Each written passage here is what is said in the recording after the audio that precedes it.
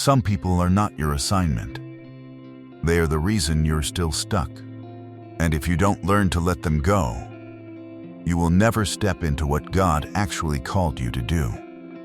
The first type you need to recognize is the unrepentant, not the one who struggles, the one who has settled into the cycle. You keep showing up for them. You pray for them. You support them. You give them chance after chance, but nothing actually changes because they don't want transformation. They just want relief from the moment. Listen carefully.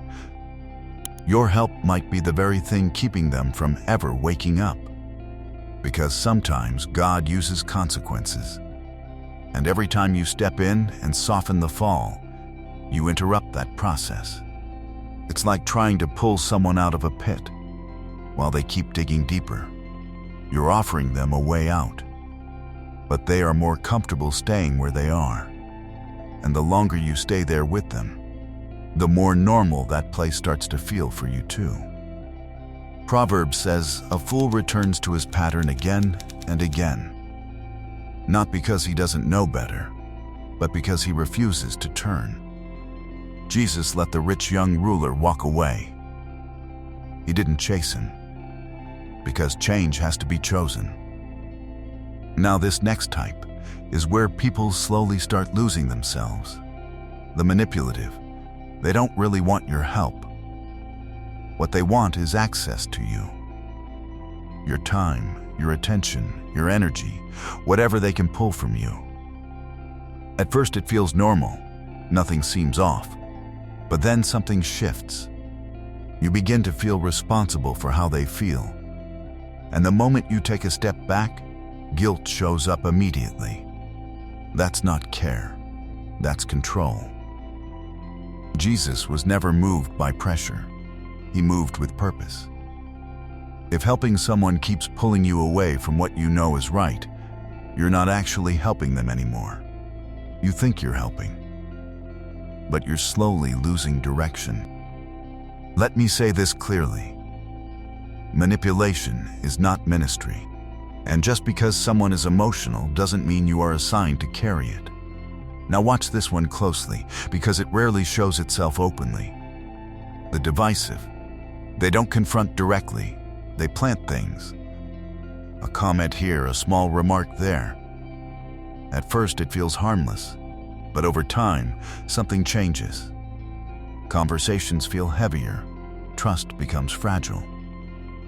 Most people miss this. Division doesn't explode all at once. It spreads quietly. You think you're helping them, but you're stepping into something God never asked you to fix. And once you're inside it, it becomes harder to think clearly. Titus 3:10 is direct. Warn them, then step away. Because you cannot build anything solid in an atmosphere that keeps breaking underneath you. Now this next type is easier to recognize once you feel it. The ungrateful. You show up for them, you help them. You give your time, your energy, your support, again and again. And somehow, it's never enough. What you do becomes expected. What you give becomes normal. And over time, you stop feeling appreciated and start feeling used. Because they don't see you, they see what you provide. And the more you give, the more they take. Until one day, you realize you've been pouring into someone who was never thankful to begin with. Now this next one doesn't just drain your time, it drains your peace. The hot-tempered. Everything with them feels intense. Every conversation, every disagreement turns into something bigger than it should be. You try to stay calm. You try to help. But their anger starts becoming your environment. And slowly, you begin carrying something that was never yours. Because anger spreads. You think you can stay unaffected, but over time, you start reacting differently, thinking differently, becoming someone you don't even recognize. Now this one is subtle, and that's exactly why it's dangerous. The God replacement. They come to you before they go to God. Not once or twice, but consistently. They rely on you to think things through, to steady their emotions, to tell them what to do next.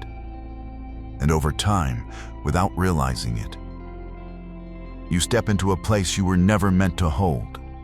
And as long as you keep filling that space, they never learn to seek God for themselves.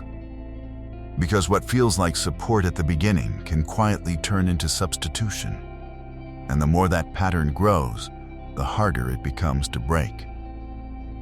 Now watch this one carefully, because most people don't recognize it until it's too late. The mocker. They don't reject truth directly. They laugh at it. You bring something serious, and they turn it into something light. You speak with intention, and they respond with sarcasm. Because some people don't want to change. They want something to react to. And the moment truth becomes entertainment, it loses its weight. And once someone stops taking truth seriously, nothing you say will ever land the way it should. Not because it's wrong, but because they already decided how they're going to receive it. And if you stay around that long enough, you won't just be ignored. You'll start being dismissed. Because to them, everything becomes a joke. Even the things that were meant to change them. And this last one is the hardest to face. Because this person isn't difficult to recognize. You already know who it is. You felt it. There have been moments where something didn't sit right with you. Moments you couldn't fully explain, but you felt them clearly. And still, you stayed. Not because everything made sense, but because leaving felt harder. Because familiarity can feel like safety, even when it's not. And the longer you stay, the easier it becomes to ignore what you already know. But ignoring it doesn't change it. And holding on doesn't make it right. It just keeps you in a place you were never meant to stay in. Not everyone is meant to walk with you into what comes next. And if you keep holding on to what God is trying to remove, you won't move forward. Because sometimes the delay in your life isn't spiritual warfare, it's who you refuse to let go of. And sometimes, the hardest person to let go of is the one you already know isn't right for you.